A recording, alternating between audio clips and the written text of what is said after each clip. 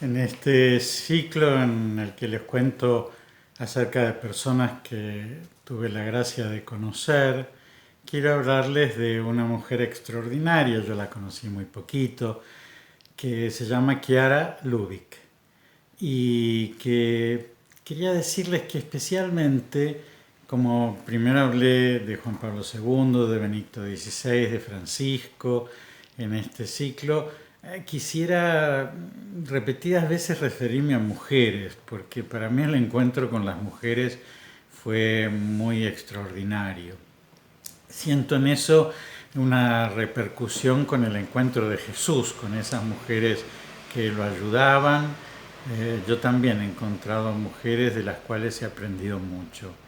Me parece que la complementación esa extraordinaria, ¿no?, que existe desde la creación entre el hombre y la mujer, yo la he sentido, ¿no?, en mujeres que me ha gustado mucho cómo pensaban, cómo amaban, cómo perdonaban, cómo influían en la vida de la iglesia.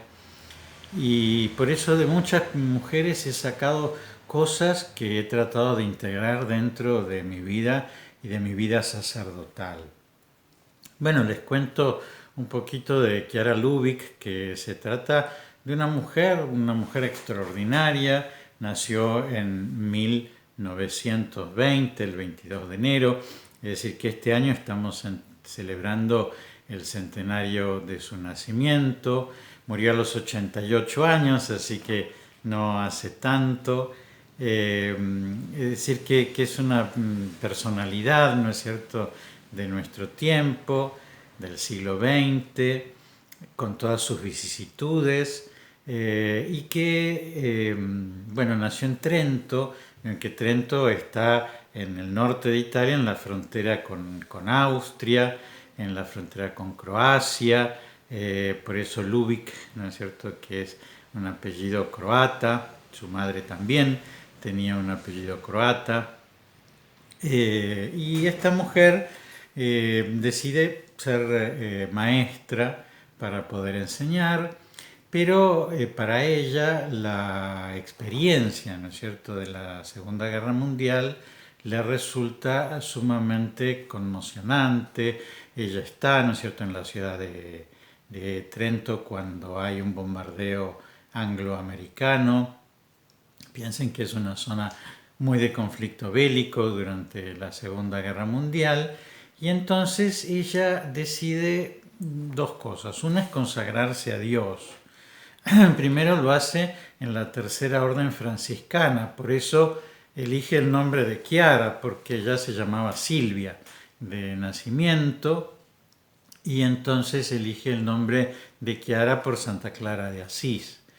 Y toma el ideal de la unidad, que está vinculado con el ideal de la pobreza, ¿no es cierto? Porque también la pobreza, sobre todo la pobreza de espíritu, ¿no?, la pobreza tal cual nos la enseña Jesús, tiene que ver con la unidad, porque la pobreza de espíritu permite el encuentro con el otro, con lo distinto, ¿no es cierto? Es decir, cuando nosotros estamos demasiado seguros de nosotros mismos, entonces más bien pensamos que los otros tienen que pensar como nosotros, que los otros tienen que estar de acuerdo, y si no, se van para otro lado, pero que la pobreza de espíritu lleva necesariamente al tema de la unidad. El tema de la unidad en ella era algo largamente deseado. Ella misma tiene una mamá muy religiosa y un papá que es ateo, que es antifascista,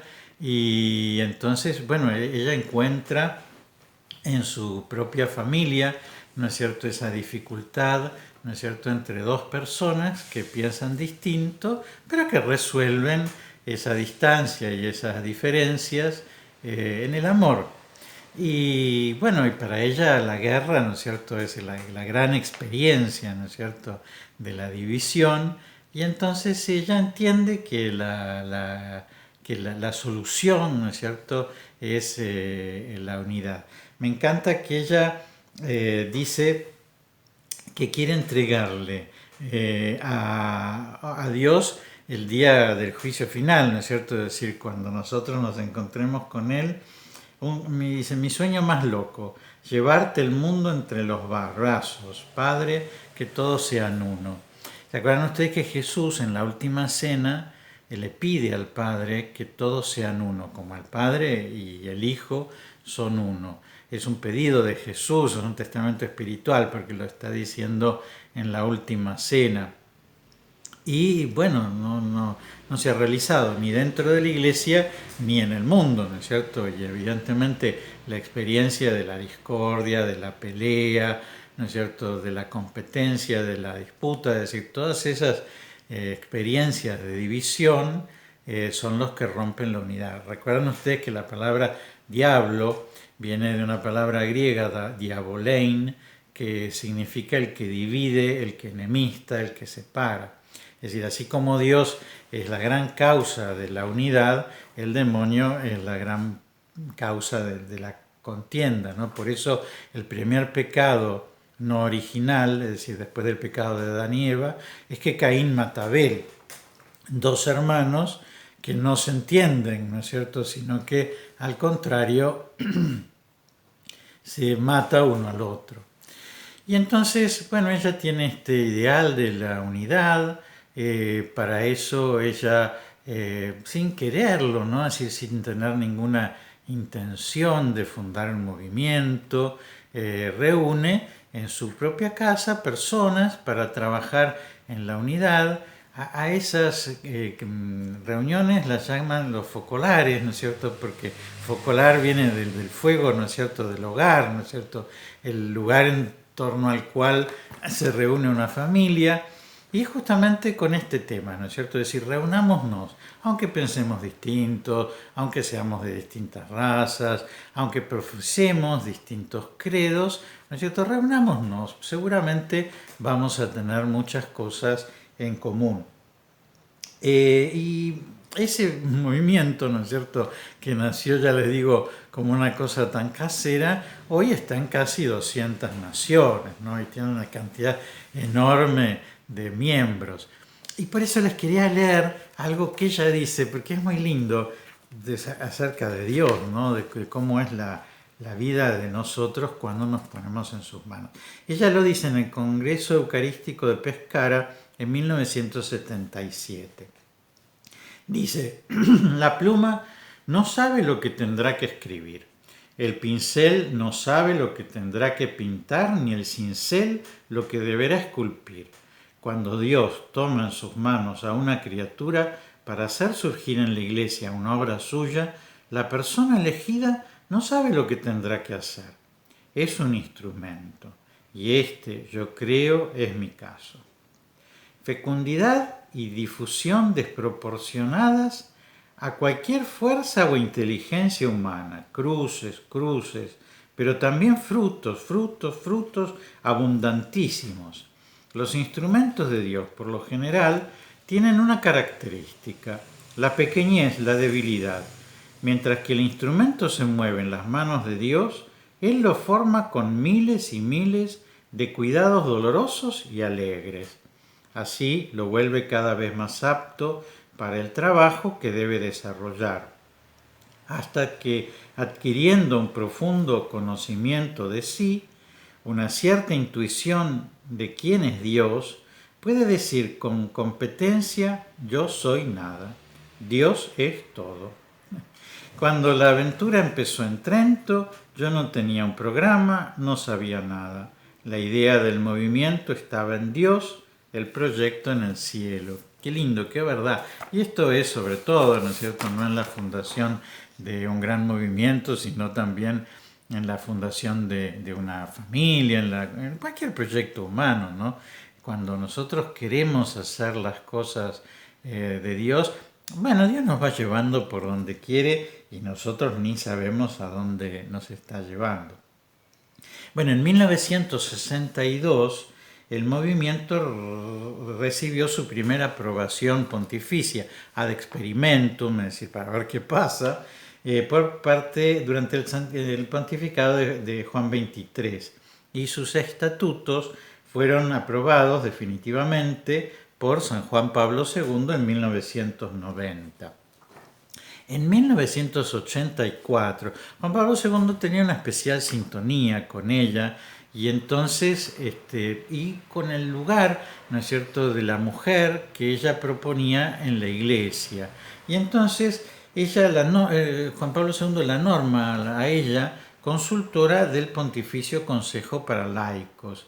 Y en calidad de consultora interviene en los sínodos de los obispos, es decir, en las reuniones de los obispos de todo el mundo que se hicieron en 1985, 1987 y 1999.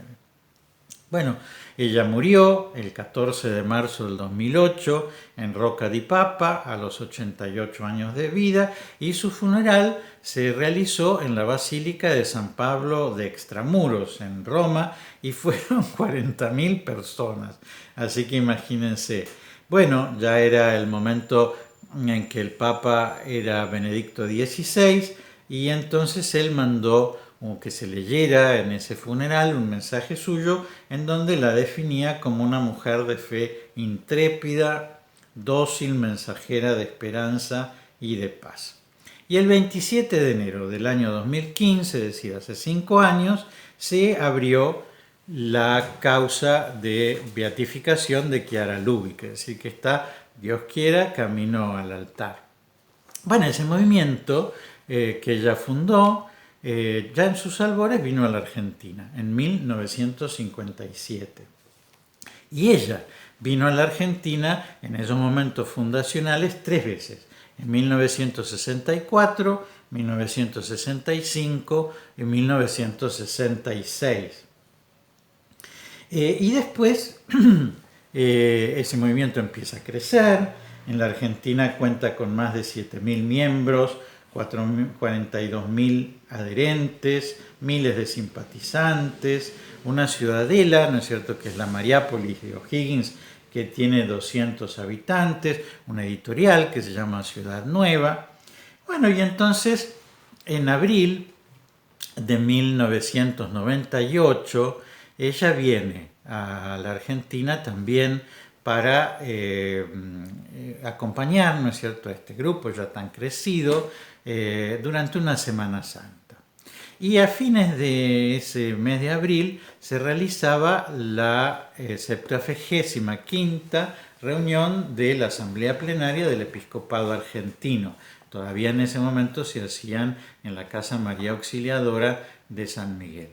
Bueno, yo ya era subsecretario en la conferencia episcopal y entonces, entre otras cosas, lo que tenía que hacer era preparar esas asambleas plenarias. Bueno, hagamos memoria, 1998. ¿Saben, por ejemplo, una cosa que se vio ese año? Era la reelección del presidente Carlos Menem. Es decir, era uno de los temas que estaba en danza.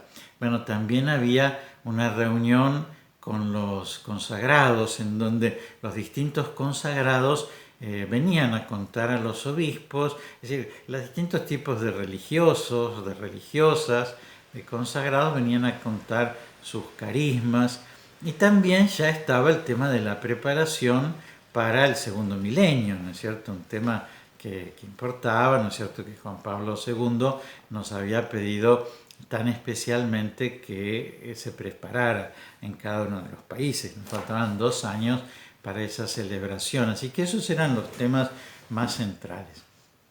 Pero bueno, uno de los temas era el ecumenismo, ¿no es cierto? Que el ecumenismo, saben que oikos en griego es casa, y entonces de ahí viene yo habito, ¿no es cierto?, ¿no? Porque yo habito en una casa. Y entonces de esa palabra, yo habito, viene el ecumenismo, porque significa la tierra habitada. Ahora, es curioso que como en un momento la cristiandad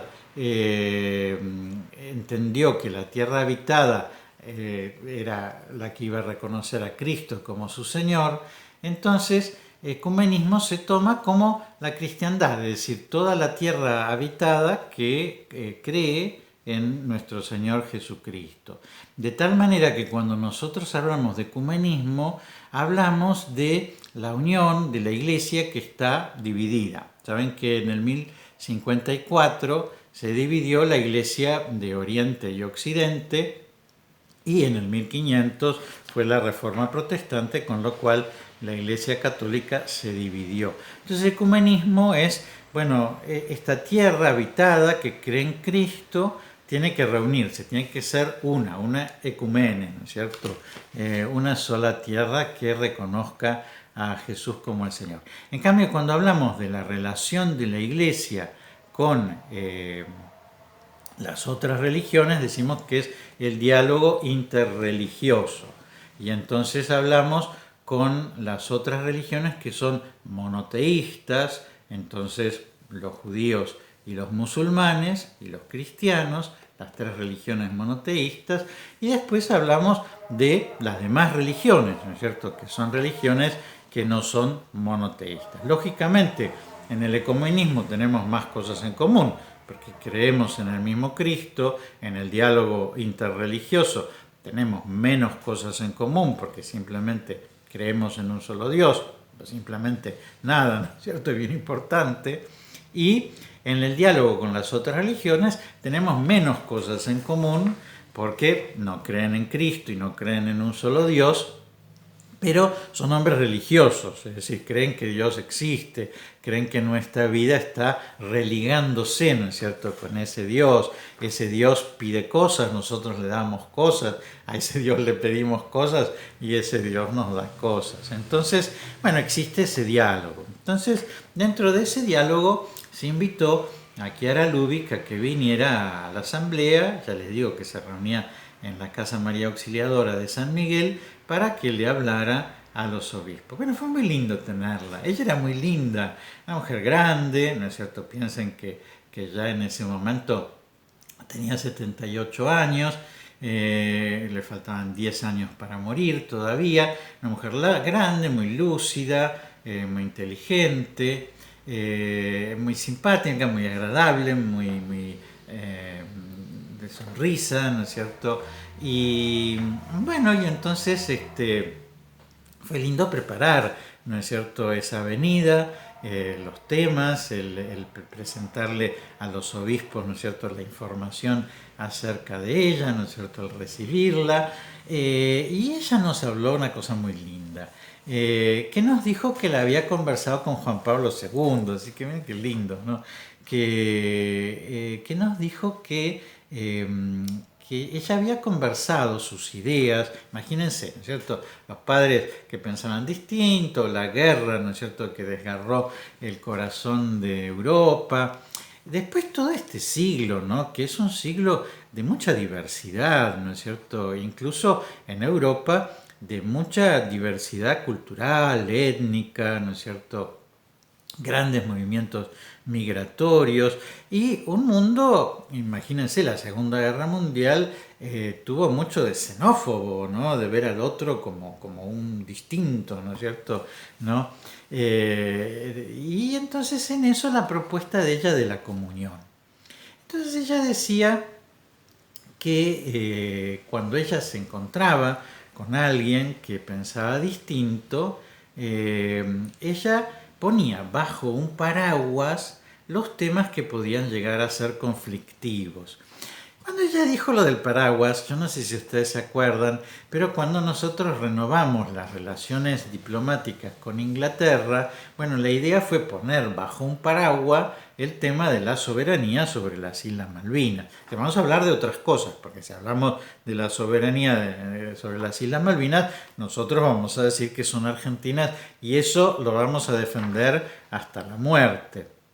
Entonces, bueno, ella decía esa frase, ¿no es cierto?, que resultaba ya conocida: vamos a poner bajo un paraguas los temas difíciles. Entonces, por ejemplo, decía, bueno, me voy a encontrar con un luterano, ¿no es cierto? Entonces, bueno, no les voy a hablar sobre la presencia de Jesús en la Eucaristía, porque yo creo que hay una transustanciación, es decir, que Jesús está realmente vivo y presente sustancialmente en la Eucaristía. En cambio, el luterano va a hablar de la transignificación, es decir, que ese pan perdió su significado de pan, de alimento natural, para pasar a tener un significado de Eucaristía, es decir, de alimento sobrenatural. Pero evidentemente los católicos no creemos que es un tema de significado, sino creemos que es un tema de sustancia, de realidad, ¿no es cierto? Entonces, bueno, evidentemente si nos sentamos con un luterano y nos ponemos a charlar sobre la presencia de Jesús en la Eucaristía, a los 2 minutos estamos a las piñas. En cambio, si nos ponemos a hablar con los luteranos y hablamos sobre Dios, sobre la necesidad de la oración, sobre la importancia de no mentir, sobre la preocupación que tenemos con respecto a la droga, bueno, un montón de cosas, ¿no es cierto? Si rezamos con ese luterano el Padre Nuestro, tal cual Jesús nos enseñó, que es una oración que tenemos común, si estudiamos con ese luterano lo que nos enseña la Sagrada Escritura, ¿no es cierto? Siendo que el estudio de la Sagrada Escritura ha crecido tanto, ¿no es cierto?, en el mundo de la Reforma, entonces evidentemente vamos a encontrar que tenemos muchas cosas en común y vamos a trabajar sobre esas cosas. Bueno, ella dijo que Juan Pablo II se adhirió plenamente, ¿no es cierto?, a esas ideas que ella enseñaba y que hablaron, ¿no es cierto?, sobre el hermano Roger, que el hermano Roger era un hermano que vivía en la localidad de Tessé. Si quieren otro día hacemos un programita sobre eso, porque yo también estuve en Tessé en 1991. Y entonces el hermano Roger también proponía eso, ¿no es cierto? Es decir, una comunidad en donde pudiéramos juntarnos personas que pensáramos distinto, pero que creyéramos en Dios y quisiéramos alabarlo y quisiéramos pedirle el don de la unidad. Y esa comunidad permanece hasta el día de hoy, aunque el hermano Roger lamentablemente murió de una manera muy trágica. Pero bueno, la cuestión es que cuando ella dijo eso, esa forma, esa metodología apostólica del diálogo ecuménico, y justamente lo avaló con que el Papa Juan Pablo II estaba de acuerdo, yo pensé, ¿qué razón tiene? Porque es así, ¿no es cierto?, que tantas veces nosotros peleamos por poner en primer lugar el problema, ¿no? Y que eso que se vive en la ecomene, ¿no es cierto?, oikomene, ¿no es cierto?, en la comunión de la iglesia, también se vive en una familia, ¿no es cierto? Es decir, si un marido y una esposa se ponen a hablar de las cosas que no están de acuerdo y no se ponen a hablar de las cosas que sí están de acuerdo, evidentemente lo único que van a hacer, van a pelear. Y el demonio es como que pone una lupa, ¿no es cierto?, sobre ese tema en el que no estamos de acuerdo, para hacerlo como muy importante, ¿no? Bueno, hasta que no pongamos esto en claro, no vamos a seguir hablando. Y esto de poner bajo el paraguas me pareció una reacción muy, muy verdadera, ¿no es cierto? En ese momento el presidente de la conferencia episcopal era el cardenal Stanislao Esteban Karlik, que también, ¿no es cierto?, era de familia croata, entonces tenían como una cosa en común, pero que también es, porque vive un hombre extraordinario, un santito, de él tendría que hacer también un programa para contarles cosas lindas. Así que fue muy lindo el encuentro entre ellos, el estar ahí metido figuretti, como me dicen, porque yo siempre estoy metido en cosas que me superan, ¿no? que yo no tendría por qué haber conocido a todas estas personas si no hubiera sido subsecretario. Pero bueno, gracias a eso pude tener esa gracia. Así que bueno, las recomiendo, lean las cosas de ella, interésense, porque tiene escritos muy lindos, charlas muy lindas, cosas muy, muy vivibles, muy fáciles, de alguna manera. Esta preocupación, ¿no es cierto?, de la unidad es una preocupación de Jesús, ¿no?, en la última cena, y por eso también tiene que ser una preocupación nuestra. Así que bueno, les doy la bendición de ese Dios trinitario, ¿no? Es decir, de tres personas que viven una unión perfecta, para que también a imagen de ellos nosotros podamos vivir la Trinidad. Que Dios los bendiga en el nombre del Padre y del Hijo y del Espíritu Santo. Amén.